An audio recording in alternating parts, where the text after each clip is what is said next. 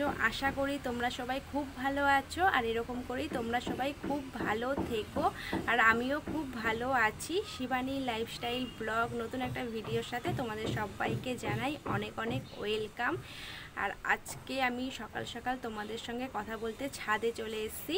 আর আমার স্নান করা হয়ে গেছে, তা ভাবলাম ছাদে যেয়ে তোমাদের সাথে একটু কথা বলি। আর তার আগে তোমাদের সবাইকে জানিয়ে দিই শুভ সকাল। আজকে দিনটা তোমাদের খুব ভালো কাটুক। আর আমার স্নান হয়ে গেছে, তা ভাবলাম ছাদে যে তোমাদের সাথে একটু কথা বলি। আর এখন আমি করব রান্না, আর সেটাও তোমাদেরকে দেখাবো। তা চলো এখন আমি নিচে যাই, নিচে যেয়ে রান্নাটা কমপ্লিট করে ফেলি আর তোমাদেরকেও দেখাবো। তা আজকের এই ব্লগটা তোমরা দেখতে থাকো, তারপর রান্না কমপ্লিট করে তারপর আবার আসছি তোমাদের সাথে কথা বলতে। চলো।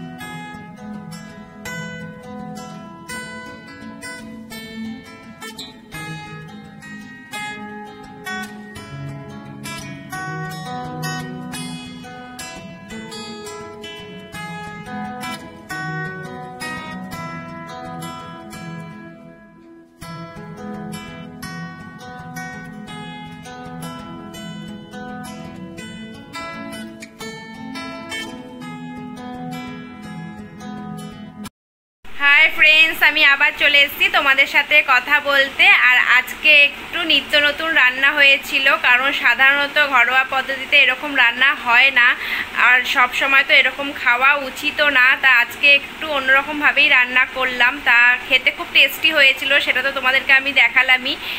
আর এই রান্নাটাকে কি বলে তোমরা যদি জেনে থাকো তাহলে তোমরা আমাকে সেইটা কমেন্টে জানাও। তা খাওয়া দাওয়া হয়ে গেছে, এখন এসেছি তোমাদের সাথে আমি একটু কথা বলতে। আর আজকে বাবা বলছিল আজকে একটু অন্যরকম কিছু খেতে ইচ্ছা করছে, তা আজকে আরেকটা রেসিপি রান্না হবে, আর সেইটা রান্না করবে বাবা। আর বাবার হাতে রান্না মানে একদম অসাধারণ, খুব টেস্টি হয়। আর কি রান্না করবে সেটাও তোমাদেরকে দেখাবো। তা তোমরা আমার এই ব্লগটা দেখতে থাকো, তা তোমাদেরকে পুরোটাই দেখাবো। তাহলে চলো তোমাদেরকে সেটা দেখিয়ে দিই।